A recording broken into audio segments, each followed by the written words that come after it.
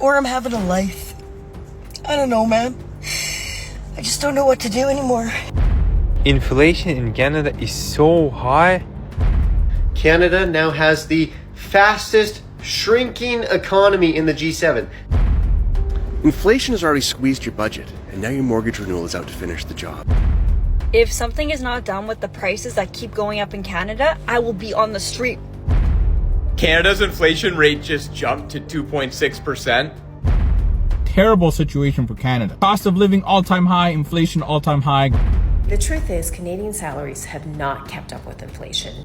Reports on Canada's economy that have been difficult to ignore.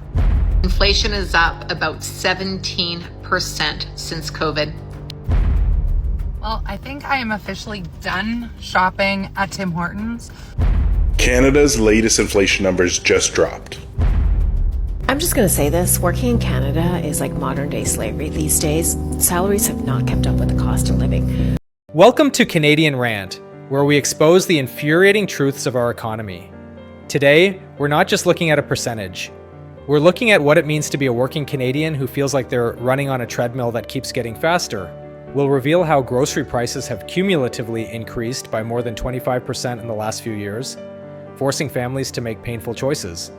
We'll unpack the shocking reality of soaring rent and the stress on homeowners facing a mortgage renewal. And we'll examine the data that shows why your paycheck, despite recent raises, still buys less than it did before. This isn't an economic victory. It's a recession in living standards. It's about why a country as rich as ours has a record number of people turning to food banks. This is about your life, your struggles, and the financial squeeze that's becoming unbearable. So, hit that like button, subscribe to the channel, and join the conversation. Because the truth about Canada's inflation problem isn't just about a headline, it's about the people behind the numbers. This is Canadian Rant. Inflation has already squeezed your budget, and now your mortgage renewal is out to finish the job. This is one of the more dangerous renewal cycles for a lot of Canadian families, but it doesn't have to be like that for you. Over the past few years, the cost of most things have increased. Gas, groceries, insurance. And now you're facing a mortgage renewal with a rate that may be 2 or 3 times your current rate. Let me show you strategies you can use to combat these higher rates to get your mortgage working harder for you.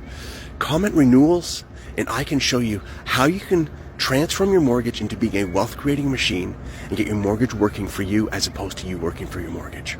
I'm just going to say this, working in Canada is like modern day slavery these days. Salaries have not kept up with the cost of living. We see everything skyrocketing between housing, insurance, groceries, everything.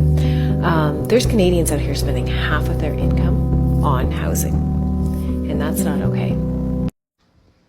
I'm Canadian, and for a lack of better terms, our economy sucks right now. Inflation is up about 17% since COVID.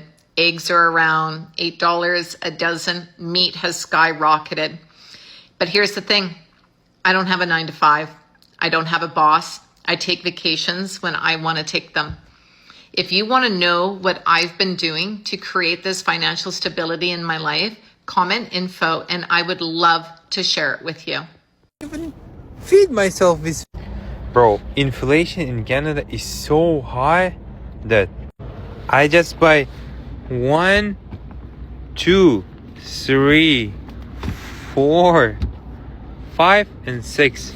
6 items. Guess how much? 50 bucks, bro. $50 for 6 items. I can't even feed myself with 50 bucks. Damn, bro. Damn. Inflation is back on the rise. Check this out. Canada's inflation rate just jumped to 2.6%, which is the highest it's been since summer last year.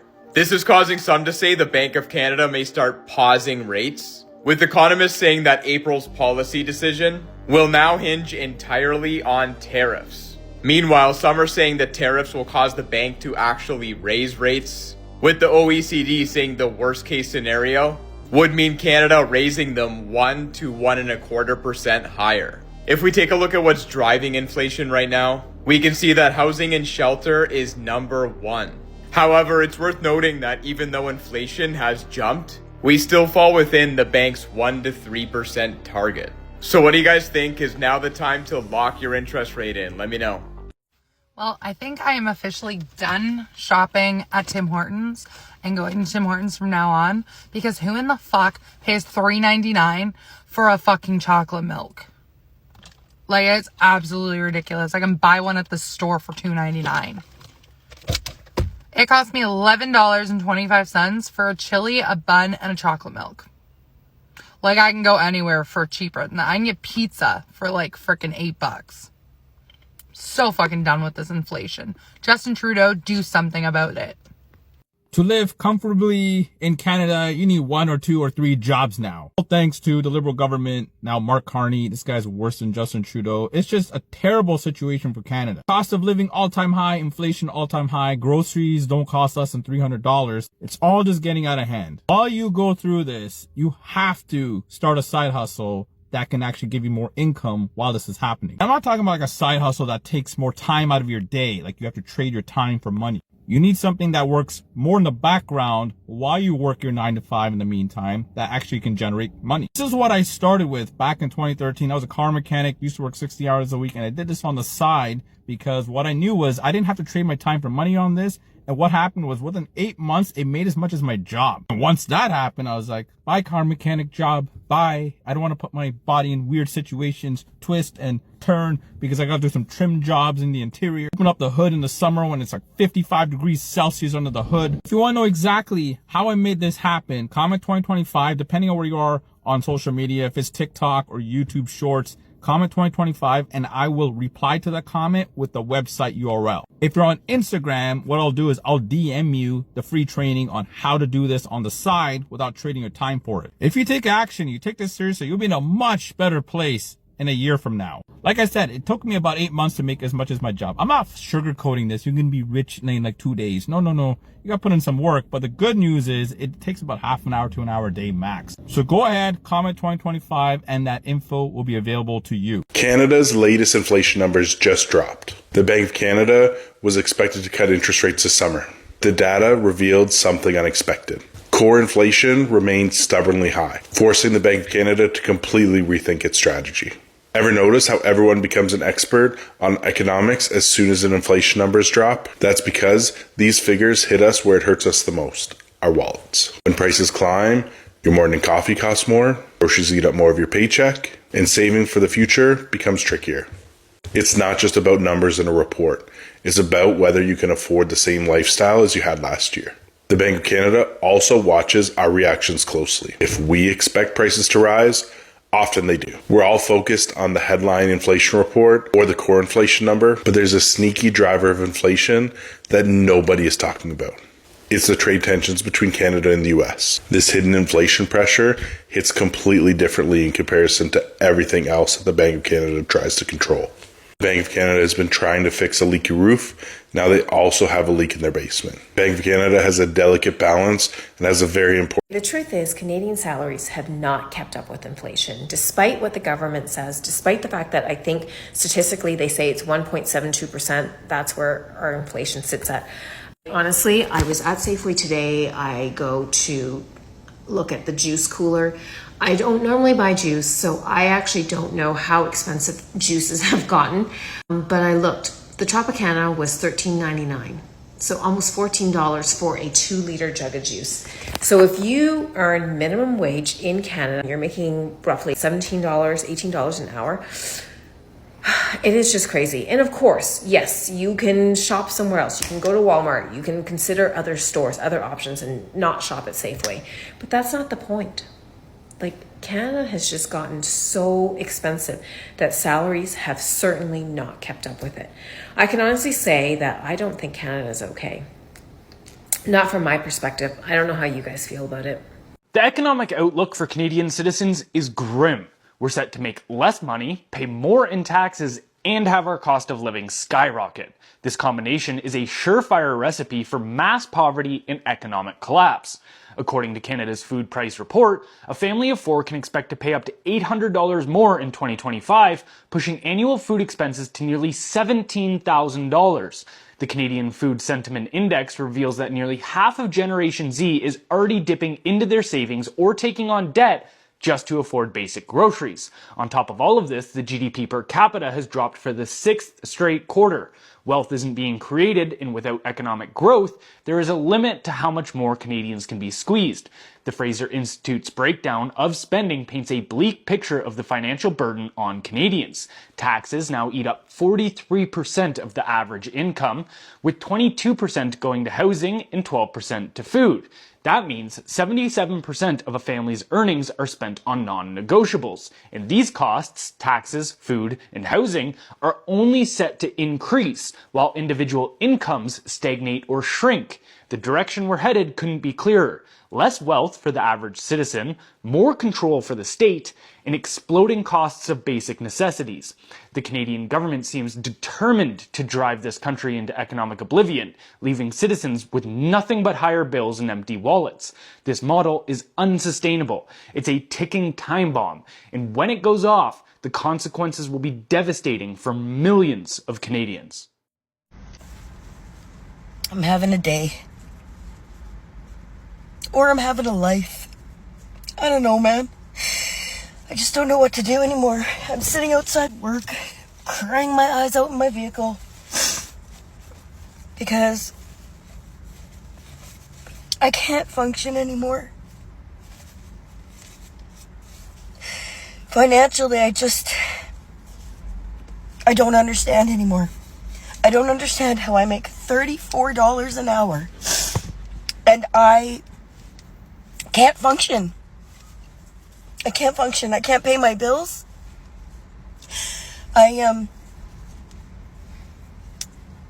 can't even literally keep gas in my car to get to work 3 days a week because I can't afford it. Like, I get paid and it goes to car, mortgage, a couple little bills,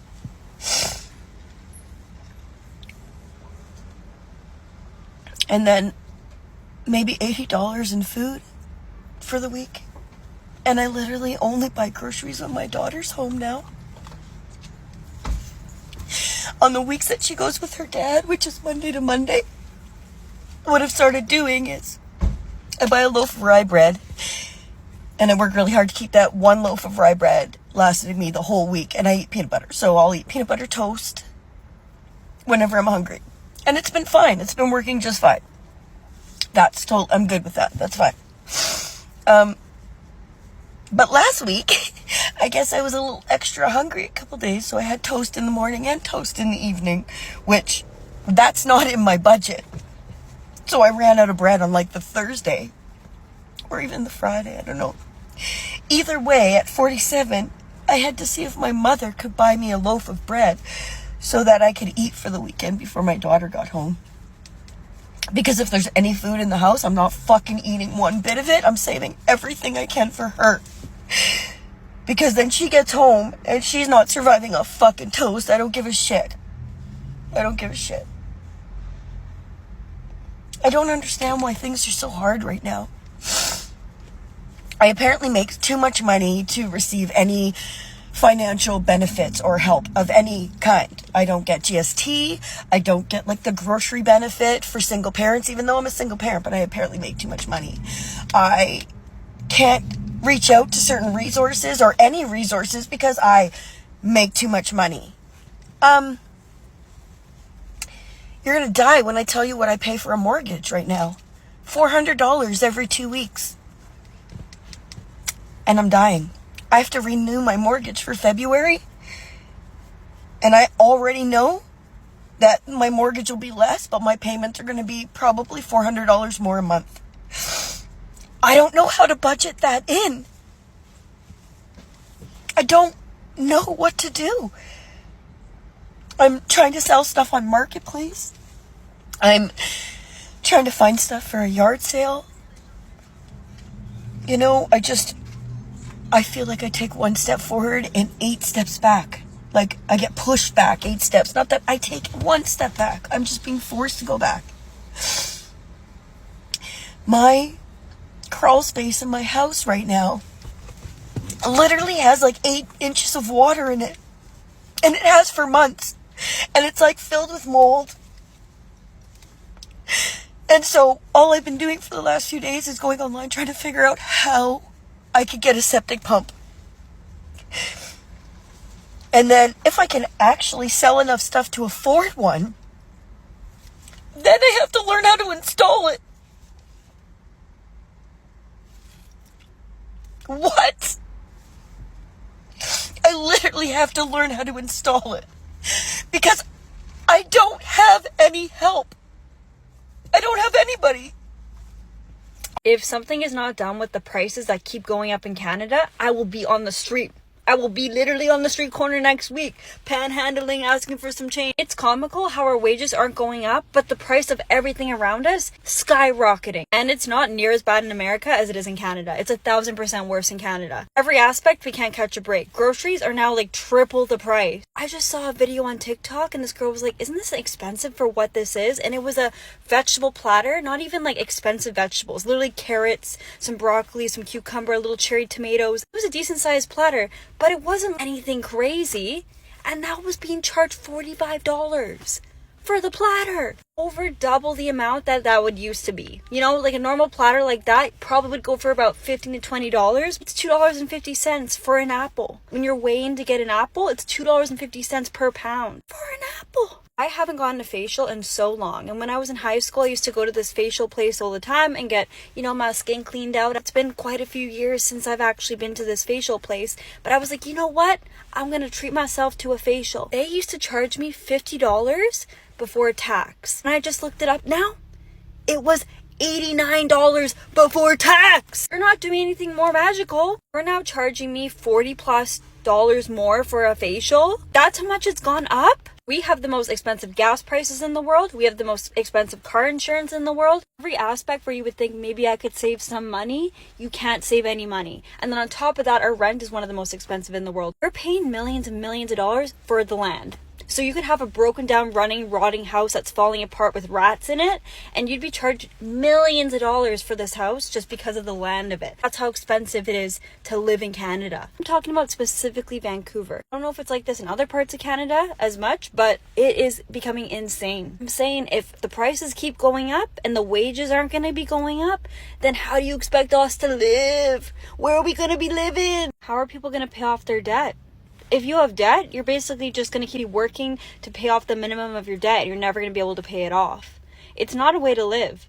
Over the past few weeks, we've now seen consistent reports on Canada's economy that have been difficult to ignore. The signals are very clear right now. Things are slowing down. In some ways, we may already be in a recession. I personally think we are in one right now.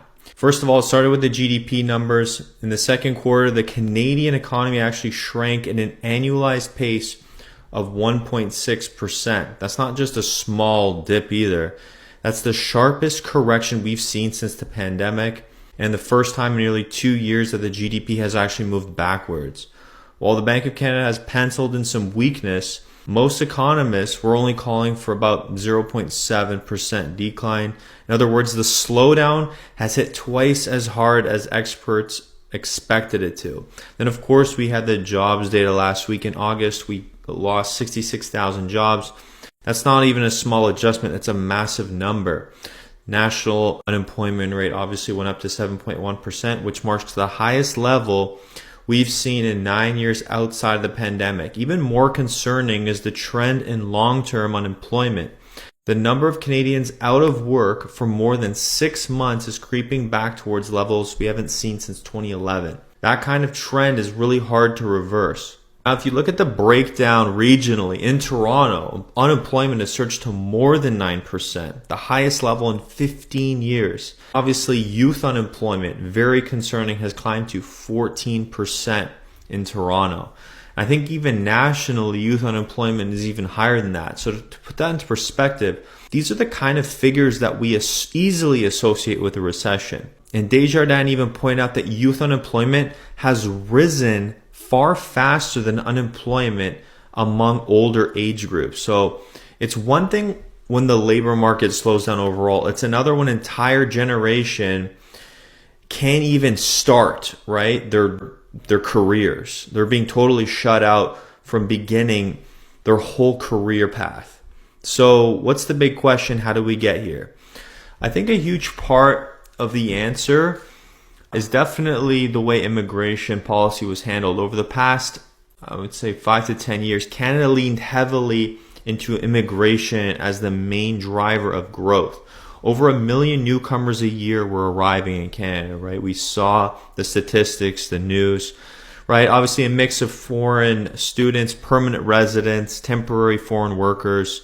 During the immediate post-pandemic recovery, this made sense to do this, but it's because some businesses were desperate for labor, even though I don't really think we truly had a labor shortage during that time. All right, restaurants, retailers, hotels, entertainment venues couldn't hire fast enough, so we started bringing in a lot of people to fill the gaps. The government relaxed work restrictions for international students and non-permanent residents. So in the short term, it worked. But as the economy cooled, that strategy backfired majorly. The number of jobs available has not kept pace with the amount of workers coming into Canada. Too many people are chasing too few jobs and opportunities. The result is higher unemployment, especially among young Canadians who now face competition from not only their peers, but also from waves of foreign workers and international students that are entering the job market at the same time. Here's what I think. This isn't just like a political left versus right issue. Politicians from across the political spectrum are now like openly questioning whether Canada overshot with this immigration or the temporary foreign worker program. Even people who normally disagree on everything are actually coming together to discuss this point because it's been everyone's mind and eyes so mishandled. We all see that the labor market is flooded and wages are so suppressed because of this. Some are already calling it one of the biggest policy mistakes over the last several decades, and I personally agree with that. I think it was handled horribly. The impact doesn't even just stop with jobs, right? It's almost like you wish it was just jobs. Housing has been so deeply affected by this because it touches everyone in one way or another. So policymakers and developers banked on that rapid population growth to keep housing demand strong. But now with immigration numbers slowing, artificial boost that we saw, now it's being slammed back down. Rents are finally starting to ease in Ontario and BC. On the surface, that looks like good news for renters who have been crushed by these sky-high costs with inflation. But for developers, it's a complete nightmare. Many built projects assuming demand would rise forever. And their business models simply don't work if rent levels fall off. And obviously, we can't forget about just home ownership for average Canadians. If young people can't find work, or they're stuck in these precarious, low-paying jobs or part-time positions, and they can't move to a decent full-time job, how can they possibly ever qualify for a mortgage or buy a house, right? It's almost going to be impossible for these people. Practically is impossible right now. The labor market and the housing market are two sides of the same coin, and right now they're both flashing all kinds of warning signs to everyone. It's so obvious. I don't even know how you can disagree with that at this point. So if you put all this together, it's hard to escape the conclusion that Canada is already in recession. I think we've been in it now for a while, practically maybe months already, maybe at the beginning of the year, but I think we're already in it. Whether the government is ready to admit it or not, GDP is shrinking, jobs are disappearing, population growth, once the engine of the economy is slowing dramatically, that will have an effect. Even nominal GDP, the raw dollar value of everything produced, is at a risk of moving lower now. The one bright spot on the horizon is interest rates, but I personally have my own thought on it. So markets are now pricing in 90% chance that the Bank of Canada will cut rates on September 17th, which is just about 9 days from now, up from only 40% just a few weeks ago. So with the US Federal Reserve expected to cut rates this month, the BOC has political and economic cover to make the move. So for the 60% of Canadians who will have to renew their mortgages over the next year and a half, that could bring some relief. Even a modest drop in borrowing costs will help that financial strain. I personally don't think it's going to improve the housing market at all, because these cuts will just signal that our economy is in a bad spot. Now, this is obviously like a short-term thing, right? These cuts are not going to fix everything, right? There'll be a short-term solution, but you can't just paper over these massive structural problems with our economy with cheaper debt. We're already loaded up to the you-know-what with debt, right? We have some of the highest debt to GDP, debt to income levels, whatever you want to measure debt by, in the entire world. And we've been following or just relying on debt too much in Canada, on rapid population growth, low interest rates to prop up the economy, while ignoring productivity, innovation, and long-term competitiveness. And I think now we're going to pay the price, unfortunately. And I think, what's going to happen is, unfortunately, there's going to have to be a reset, right? We have to have immigration targets match our economic capacity, or what we're even able to produce as a country. That means we need to invest in more productivity and not just relying on more people and more debt to hopefully do something. We need some sort of real housing strategy that prioritizes affordability and sustainability to actually purchase properties. We're not talking about rentals here. You can't just have, again, endless construction and speculation like we have before. Until these changes happen, we're just going to keep going on this same road. Boom and bust, growth, contraction, emergency cuts followed by emergency hikes, right, if things get too hot again. And again, who pays the price every time this happens? It's not the policymakers, right? It's not the corporations in Canada. It's the people who are working the normal jobs, nurses, teachers, the average Canadian, families who are crushed by housing costs, homeowners staring down mortgage renewals. Young people are losing hope before they even get started. It's sad. I think rate cuts might buy us some time personally, but they're not going to buy us like a brighter future in any means. Unless Canada changes course, we're going to be stuck in this cycle of repetitiveness over and over. And unfortunately, every downturn will feel worse than the last. So let me know what you guys think of that. As we close out this episode, it's clear the story of Canada's inflation is far more complicated than a single headline can capture. While the official numbers may suggest the worst is behind us, the reality for millions of Canadians is that the financial squeeze is tightening, not loosening.